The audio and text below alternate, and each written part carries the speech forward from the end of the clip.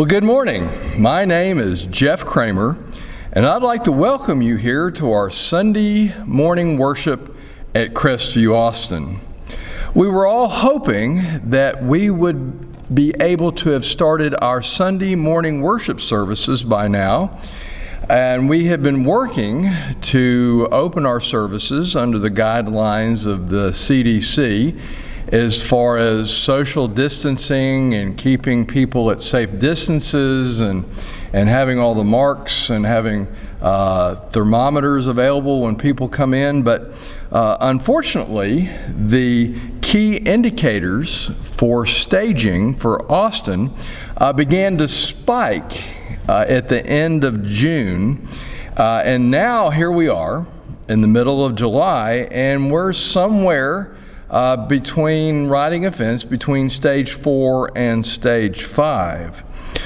So it is my hope that we can start services again when the 7-day moving average goes back down to around 8 rather than being somewhere around 70 like it is right now. But we're going to have everything ready, and we're so looking forward to restarting our worship services again. And again, we really want everyone to be safe. I miss everyone. I've been able to talk to a lot of you on the phone and in person, but we really miss the fellowship of Crestview here, and so we're very much looking forward to it. So we're going to be ready when we just really believe it'll be safe for our church members to come out and to worship God, and so you can pray, and we'll continue to pray that God will heal the nation, the world of this coronavirus, and that God will give the scientists wisdom in order to come up with a vaccine for this. And so until then, we're going to be ready to open the doors, and until then, we're going to continue to video these messages from God's Word, and of course enjoy the music worship from Stephen Mansolo, our music minister. So we're going to keep doing those things because it is just so important that we continue to study God's Word together and also to worship together. Now, I say all that for the purpose of giving the historical context for our new sermon series entitled World War Corona, or as I'm also going to refer to as World War C. Now again, by this time we had all hoped and prayed that the virus would have played itself out and gone away, especially during the summertime, or that they would have found a vaccine by now and were moving. And it does sound encouraging on several different levels in several different countries. But unfortunately, it looks like neither of these are going to happen in the very near future. So today we're going to start looking at timeless truths in the Bible that will help us to fight this physical, this cultural, and spiritual war that is now going on in which we are all involved. Now, the timeless truths and God's Word will help us today, and not only will these principles help us today, but it will help those who listen to this message 20 years from now in the future with whatever situation in which you, as you're listening now, 20 years in the future, that's if Christ doesn't come back again, or those who are, no matter what they're facing. The truth is, in 2020 of July, we're fighting for life itself. Again, the physical war of the disease that is killing people and hurting people and keeping people in hospitals, but we're also in the middle of a spiritual war where the evil one wants to ruin everything that is holy and good, and he wants to rule the world. So today we're going to begin looking at our series kind of as an overview, as an introduction, as again what I want to call World War Corona, or World War C. And we're going to look specifically, this is the fight for physical and spiritual life. Now, I've never really been a fan of zombie movies. They're too scary. They're they're too gory. They're too gruesome for my taste. But a couple of years ago, Brad Pitt did a movie called World War Z that gives us a very sobering look at what happens during a pandemic. And specifically, there is a zombie pandemic, apocalypse. And what's interesting as you look at the movie, there's a lot of parallels between the zombie apocalypse and the COVID-19 pandemic. Now, I want to show you a little bit of a clip of a trailer to World War Z, and that's where, again, the name, this is World War C, not World War Z. And this is my disclaimer, is that I'm not saying those who have COVID-19 are going to turn into zombies. By no way. That's not what I'm saying. But check this trailer out on this very interesting movie. Does it live in a jungle? No. Oh. Is it really fast? No. Does it live on the Great Plains of Africa? No. Hey! What is going on? Hold on, guys. Daddy, be careful on the road. Jerry? Get back in your car right now! Remain with your feet!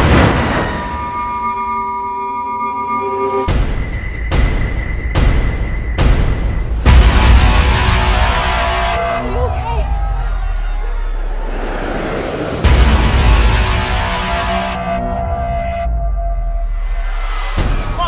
We're getting out of here.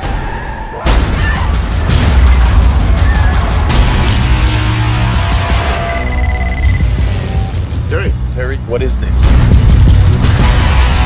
It's the same worldwide. Is anyone doing better than we are? We don't know.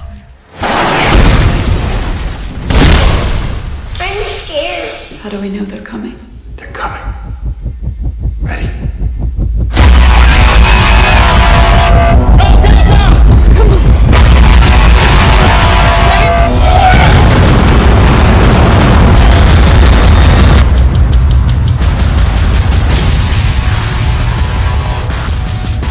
I need you to help him. You're asking me to leave my family. I'm not gonna force you. Don't pretend you're not well suited for the job. Tell the kids I'm coming back. Just know I'm coming back.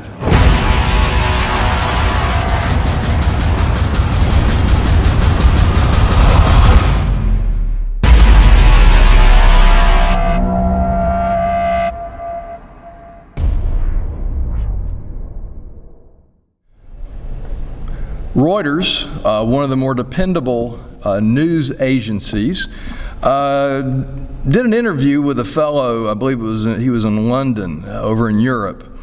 And he basically says that parts of the world are starting to emerge from the COVID-19 pandemic and to cautiously resume some sort of normal life. Mike Ryan, who's the executive director of the World Health Organization, says, while many countries are still in the eye of the storm, others were beginning to show it is possible to contain the disease to some extent. And he says, in that sense, there is some hope. But he goes on to say that we are in the middle of the fight for our lives. All of us around the world. And so I believe that all of us, all of those who are listening today and in future weeks, months, and years, that we need to understand that we are in the fight for not only our physical lives, but spiritual lives as we're in spiritual warfare. Well, the first step to winning a war is very simply, number one, I encourage you to look on the outline, is very simply to acknowledge you're at war. You know, if you don't think you're at war, while someone's whipping up on you, beating up on you, destroying you and your people, then you're not going to be engaged in a warfare. So the first step to winning, or even move towards winning in a war, is to acknowledge that you are in a war, not only physical, but spiritual. One of my favorite passages that acknowledge this and illustrate this in the Bible is in 2 Kings chapter 6, verses 8 through 17. And this is where Elijah, the prophet, understands the warfare that's going on out there and the unforeseen forces and all the things that are going on behind the scenes and the warfare that we see right in front of us. And of course, you'll remember that Elisha was the understudy of Elijah, one of the Old Testament's greatest prophets. And so follow with me, if you would, in 2 Kings chapter 6 as we look at verses 8 through 17. Now, in verse 8, now the king of Aram was warring against Israel, and he counseled with his servants, saying, in such and such a place there shall be a camp. The man of God, and that he's talking about Elisha, the man of God sent word to the king of Israel, saying, beware that you do not pass this place, for the Arameans are coming down there. The king of Israel sent to the place about which the man of God had told him. Thus he warned him, so that he had guarded himself there more than once or twice. Now the heart of the king of Aram was engaged over this thing, and he called his servants and said to them, will you tell me which of us is for the king of Israel? Verse 12, one of the servants said, no, my lord, O king, but Elisha, the prophet, who is in Israel, tells the king of Israel the words that you speak in your bedroom. So he said, go and see where he is, that I may send and take him. And it was told him, saying, behold, he is at Dothan. Verse 14, he sent horses and chariots and a great army there, and they came by night and surrounded the city. Now the attendant of the man of God, the attendant of Elisha, had risen early and had gone out. Behold, an army with horses and chariots was circling the city. And his servant said to him, alas, my master, what shall we do? So he answered, this is Elisha answering him, he said, do not fear, for those who are with us are more than those who are with them. There are more of those who are with us than those who are with them. Then Elisha prayed and said, O Lord, I pray, open his eyes that he may see. And the Lord opened the servant's eyes, and he saw, and behold, the mountain was full of horses and chariots of fire all around Elisha. Wow. Again, what an incredible illustration of the warfare that was going on between Israel and these other countries. And Elisha, God's prophet, was telling the king of Israel exactly what the king of Aram was saying, and so they were able to know what was going on. And so there was a physical war going on, but yet Elisha's connection with God, and they were trying to serve God, and so as a result of that, they were winning, and they were fighting and having a good fight against the king of Aram. And so the king of Aram wanted to do away with Elisha, wanted to pull him from where he was to bring him in, so he couldn't give the secret news to the king of what God was telling him. So he sent all those armies out. And so here again, there's a physical army, good and evil, an army over the physical things that were going on. But behind the scenes, there was a great spiritual conflict going on. And so when Elisha's attendant comes out, he goes and looks and goes, oh man, we are surrounded. We're just in this deep. There's no way we're going to get out of it. What in the world are we going to do? So he's just, having a tough time. He's just ready to give up. And Elisha goes, wait a minute. you don't see the entire story here. You don't understand that there's a spiritual battle that's going on behind the scenes of this physical body. So again, in the last couple of verses, he prays to the Lord, open his eyes that he may see. And of course, in the spiritual realm, God had placed what was an army of horses and chariots of fire all around Elijah. So there was spiritual protection that was actually a physical protection to those physical armies that would destroy him or carry him off. Great illustration is that there's warfare going all around us on the spiritual realm. And we need to ask God to open our eyes. First of all, we need to ask God to open our eyes to the physical war that's going on around us, because words don't mean a whole lot anymore. You listen to words and you listen to things of what people are saying, but they don't make sense, and it's hard to find out who's telling the truth. What are the true numbers on the coronavirus? How many people are really dying? And are people making up numbers just to enhance their own political view? And we're going to talk about that when we talk about the waging war, the war of ideas. And so there's so many things that are coming our way as far as people telling us the truth. And so all which goes back to, again, the war of ideas that is hitting us, which beyond that, even beyond the war of ideas, there's a spiritual warfare going on, which we'll go, again, into more detail than that. So the only way we're going to win the war, the only way we're going to be able to win the war and be engaged is, number one, knowing that there is a war. So we need to ask that God would open our eyes. And yes, man, I get tired of hearing it on the radio and on the news. And does everybody's fighting everybody? Well, yes, there is a fight going on, Jeff. But yet we need to understand it's more than just for an election. It's more for just a county or a race. That this is a spiritual warfare, and there's warfare going on all around us. But the good news is that God has given us He's given us His Holy Spirit. He's given us His angels to protect us and look after us. But we've got to acknowledge it. We just can't walk along, and just say, "Oh, I don't care what's going on. I'm just going to do my thing." No, you are involved in it one way or the other. Well, the Bible tells us, basically. So, what causes war? It's very simple. The principles of the Bible are very simple. Number one, war is caused by sin. In Psalm 140, verses 1 and 2, the psalmist writes, "Rescue me, O Lord, from evil men. Preserve me from violent men who devise all evil things, who devise evil things in their hearts. They continually stir up wars." And it's that simple. It's because man is sinful and separated from God. Man wants his way. And so mankind separated from God is selfish and self-centered. And he wants what he wants. And it doesn't matter what he has to step on or what she has to step on in order to get his or her way. So the bottom line is, we're going to have wars in this world as long as there are individuals who rebel against God.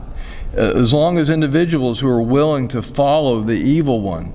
As long as individuals are wanting to put self over God, there will be sin and there will be war.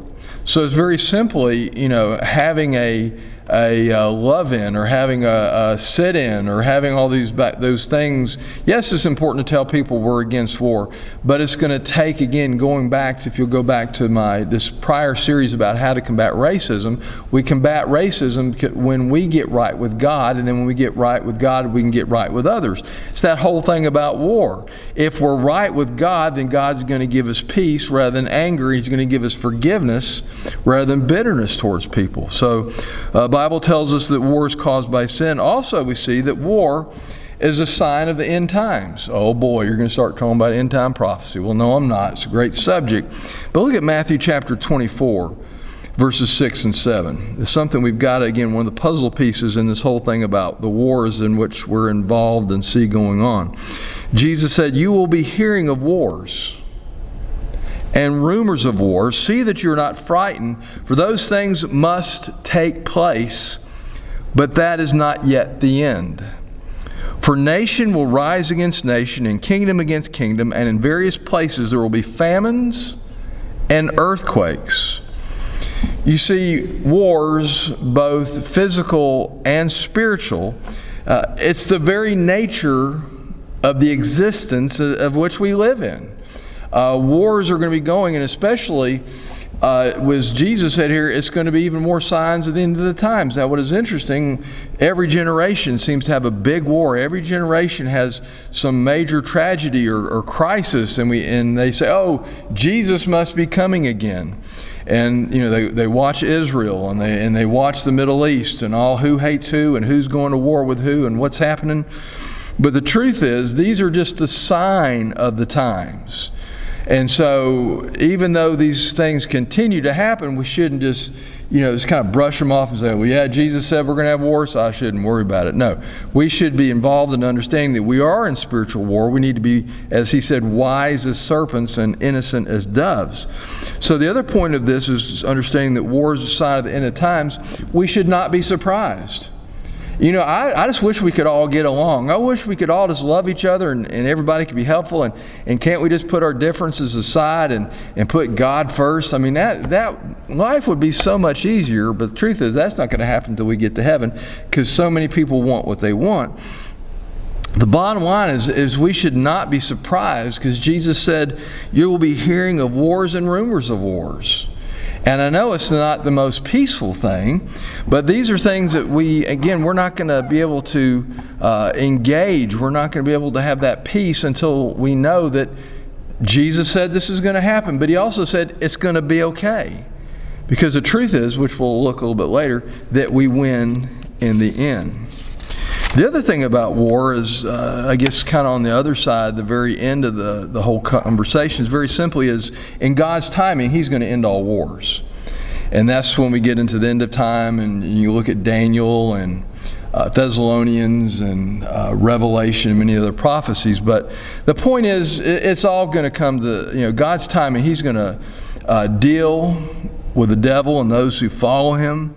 But look at Isaiah chapter 2, verse 4 again. This is a prophecy. These are the words that God gave to Isaiah way before Christ was born, and what was going to happen. And he's not only talking about the judgment which is coming on Israel and those who would war against Israel, but this is a prophecy that goes all the way to the end of time. It's amazing.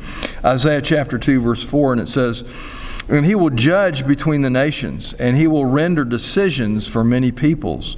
And they will hammer their swords into plowshares, and their spears in the pruning hooks. Nation will not lift up sword against nation, and never again will they learn war. Oh, wouldn't that be great? They'll turn their weapons of destruction into weapons of peace, and they'll be dismantled, and because nobody, but that's not going to happen until it's all over with, and God has dealt with those in rebellion. Because right now there's still people, even in a perfect environment. Revelation tells us during the millennial period and all that, even in a perfect environment, there is still enough sin and self-centeredness in individuals, even if God presented and gave people a perfect environment, a perfect social environment, they are still going to be having selfishness in their hearts. They're going to have sin in their heart to rebel against God. And so the only time when this is going to happen again is when God has dealt with all of those who've rebelled, and then at that point, in the new world and the new heaven, there will be no war. And so the bottom line is, this is not going to go on forever. There is a day that this will end in the future. And again, you ask, well, why God didn't do it now? Well, he has all sorts of things. He's got his purposes to fulfill. He's giving more individuals a chance to turn from self, to turn to him, to have a personal relationship with God, so that when the time does come, that they'll be numbered among those who have accepted Christ, not those who reject Christ. So if he's giving you the time to turn, so don't take it for granted. So very quickly, just kind of a little bit of an overview, what some of the things we're going to talk about the next couple weeks is, this war is engaged on a lot of different battlefields. The different wars can be in the air, it can be in the ground, it can be in the sea. mountains, desert. In the same way, there's going to be battles in this war in all sorts of different areas. And the battle, one of them right now that we're facing, is the physical war of life and death. Death and disease. See, the point is, these physical bodies were not meant to last. God did not intend for us, with our spirits, to live forever. When these physical bodies wear out, we will spend our spiritual bodies, our spirit will go and be with God forever. And so Paul writes in 2 Corinthians, I encourage you to look at all verses, chapter 5, verses 1 through 6. Let me just read a couple of verses here. It says, "For we know that when this earthly tent we live in," talking about his physical body, "that is, when we die and leave this earthly body, we will have a house in heaven, an eternal body made for us by God himself and not by human hands. We grow weary in our present bodies, and we long to put on our heavenly bodies like new clothing." So these bodies are going to wear out. And we want to put on that new clothing, those heavenly bodies which will last forever. But the problem is again, death and disease have entered the human race. That goes back to Adam and Eve and sin, and as far as all the things that happened to the human race because of that decision to rebel against God. And so we're in a physical war, and right now we're in a war against a virus that is very deadly and that can kill and is a very effective killer. So we come back again to the whole point of we're in a physical war right now with death and disease. And so again, the truth is these bodies sooner or later they're just going to wear out. That's basically what happens when we die. Our physical bodies they just wear out and they quit working. But you see, our spirits will always exist. And what happens to them after death depends on whether we accept what Christ has done on the cross or not, whether we allow Jesus to pay the penalty for our sins so that we might be forgiven of God and spend eternity with God in heaven. Or if we reject that, we will spend an eternity separated from God in a devil's hell suffering.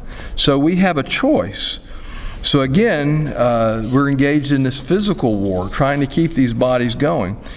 Today, we're engaged in a ideological war. We are fighting a war of ideas. We're fighting a war of worldviews, a war of words. A worldview is a lens through which each person looks at the world. For example, there's capitalism, there's socialism, there's postmodernism, there's consumerism, there's relativism, there's pluralism, all these different isms. And so, which one of them is correct? And so, for those of you who have a personal relationship with Christ, we should have a Christian worldview. We should look at the world, we should interpret the world through the Christian lenses, through God's Word. In other words, as we understand God's Word, we can see what God's Word says, kind of like the mirror. We see what the mirror says and say, well, that's how it should be. And there's a war going on because so many rebel against God, the existence of God, the existence of the statutes and ordinances and laws that God has given us. Again, what does it go back to? Love God and love others. And they rebel against that. And so there's a war of ideas and there's a war of words. And so we need to understand what the attack is on the biblical or the Christian worldview. And Paul puts it incredibly like this in 2 Corinthians chapter 10, verse 5. He says, "We are destroying speculations and every lofty thing raised up against the knowledge of God. And we're taking every thought captive to the obedience of Christ."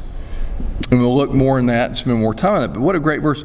We're to take every thought captive to the obedience of Christ. We hold, we hear something on the radio, we see it on TV, or we hear somebody at work or the family makes a statement, and a little bell goes off and goes, no, that's not a Christian worldview. And we've got to be very discerning, and we'll talk about that when we spend a whole time on this. Because people who are elected officials and people who are preaching from our pulpits, people who are running our denominations, we have to go back and say, is that from a Christian worldview? And so here again, we're in an ideological war, and that's how nations change to whether for God, against God, when again it goes back to the ideas. If they try to get rid of God in school and try to get rid of God, even the influence of society, it's a war. Which moves us last to, we're also engaged in a spiritual warfare. Very simply, God versus the devil. 2 Corinthians chapter 10, verse 3 and 4, a couple verses before the one I just read, Paul puts it this way: for though we walk in the flesh, we do not war according to the flesh. For the weapons of our warfare are not of the flesh, but divinely powerful for the destruction of fortresses. So war is not just about life and death, whether you live or die. Your heart beats or it doesn't beat. Now, yes, that's the goal of those in war, is they want to kill, destroy, or rule over a certain group of people. But again, we're seeing here there's a war of ideas. It's more than a war of ideas. Ultimately, it's the war of good versus evil, God versus the devil. And of course, we know the good news is when Christ died on the cross and rose from the dead and paid the penalty of our sins, there was victory. He has victory. He claimed victory. He said it is finished, and there is victory over the devil. Now, this is the problem. Not the problem. This is kind of where we are. Okay, it was finished at Calvary in the empty tomb. But now we're in this transition period where people have the choice to be a part of what side they're going to be a part of, God or Satan's. And so we know in the end, because if you read Revelation, again, Satan is thrown into the great lake of fire, and he's put in there forever. And so the problem is from between now and then. And so between now and then, we are in a war. He wants us to think that we're lost. He wants us to think that God has lost. God doesn't exist, and he's going to do everything he can do to discourage us. And so within this, the World War C, World War Corona, I've been listening to a lot of people, and you hear it too, the things that people are struggling with, the war that's going on, the struggles and the stress that they're dealing with. One of the things we're going to look at, as far as World War C, World War Corona, is that people are struggling with isolation and loneliness. How do we deal with that during this time? People are dealing with fear. How am I going to feed my children? How am I going to feed my family if they close the place where I work down again? And I'm not an essential worker, and they're going to shut my place down. So where's the money going to come from? And then the Democrats and Republicans are going to be arguing again for 3 months. And so in the meantime, I'm getting behind in rent. And then, the bills are growing. So, it's just, there's a lot of fear. How in the world, what's going to happen? The fear of how to live. And then there's also one of the issues in the World War C is change. Everything is changing. I keep on reading, people say, well, this is the new norm. This is what it's going to be forever. Really? We'll have to do what we have to do. That's just the way it is. But it's not really, so you mean I'm forever going to have to stay 6 feet from someone? I'm forever not going to be able to touch people, and forever, we're never going to meet in groups more than 10 or 20. I don't know if that's going to happen. Hopefully it's not. But one of the things we're dealing with, one of the places of warfare is this change, and people that fight change, and they don't want to change, and so. They would rather, some would rather put people at risk than change and wear a mask. So as far as that, and where do the battlefields of even these things, of the isolation, the fear, and fear of change, and also the battlefields of the ideas and the physical and the spiritual. In other words, where does this take place? It takes place also, it's in our mind, it's in our emotions, and it's in our will, the choices we make. So that's what it comes down to. I mean, we've got to figure out where we are and what we're doing and how we're going to progress in this war. So let me close with two quick questions as far as this World War C, and as we begin looking and studying what God's Word has to say about helping us navigate the timeless truths that will see us through these times, because every generation has had some sort of problem. Every generation of Christians has had to deal with this, and one way or the other, sometimes worse and sometimes not as bad. Anyway, the first question we need to ask ourselves is, have I acknowledged that the world is at war and there may be different battlefields? Or have you acknowledged, or have you just been sitting on the back porch, twiddling your thumbs and listening to iTunes or whatever you listen to, and you just don't let the world go to hell in a handbasket because you don't care? Maybe you do care, maybe you don't. I don't know, but have you acknowledged that there is a warfare? It's more than just comfort. It's more than just political parties. It's more than a war of ideas. Again, there's a spiritual war going on, and it's making itself more manifest in the physical realities in which we live and experience. So, have you acknowledged that the world is at war? Second of all, question to ask, the statement is, God wins in the end. Am I on His side? Some of you say, there's no God, and there's going to be no existence after God, and we're all just going to disappear. Yeah, there's some religions that believe that. Okay, sure. I mean, that's the easy way out. So you do what you want and do whatever you want, and then when you die, you cease to exist. Oh, what a meaningless life, if that's all there is. Some say, well, I'm just going to do what I want because I don't care how it affects other people, or I don't believe there's God, and my good works outweigh my bad works, and I'm going to make it into that holding cell, what they call it, purgatory, or these other places, and I'm just going to wait it out for a couple million years, and then when I paid my dues, rolling rocks up the hill, and not being rolled over, then I'll go on to heaven. No. We have, you think, well, maybe I'll be reborn. If I'm bad, I'll be a cow or an insect, and then I'll be treated right. Or if I'm good, maybe I'll be reborn into I'll be a millionaire. I'll be a rock star. I'll be a rapper. I'll be a movie star. I'll be a football player. Woo, everybody loves me. So again, no. The Bible tells us we have one life to live. And after that, there's a destined time of judgment.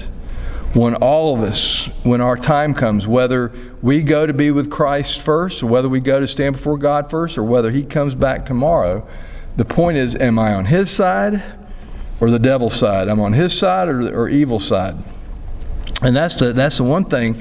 What was it in World War II? Was that Switzerland was in the middle. They weren't taking sides. And there's always somebody who tries to not take sides. Well, I'm sorry that in this war, that's impossible. You're either for God or against God. And today, I'd really like you to figure out, whose side are you on? Well, I'm not against God. I've never done, but having gone with the devil, I don't wear all sorts of swastikas on my noses or on my arm, and so I'm not of the devil. Well, the point is, though, if you're not of God, you're not on His team. If you haven't confessed Jesus, if you're not for Him, you're against Him. And so there are consequences. Oh, that's a dirty word in our society. Oh, there's consequences to your decisions. There's a consequence to the decision in which you make today, whether to go active and accept Christ in your life, to get on God's side and say, I want that peace, I want that purpose, I want that help through this battle, that God can give you that peace that surpasses all understanding. But you have to make the decision. No decision is a decision. A decision to put it off is a decision to say no to God. Because none of us are promised any more time, an additional second. So we have to be ready now, not tomorrow, not, maybe next week, he'll have a good sermon, maybe I'll do. No, do it now.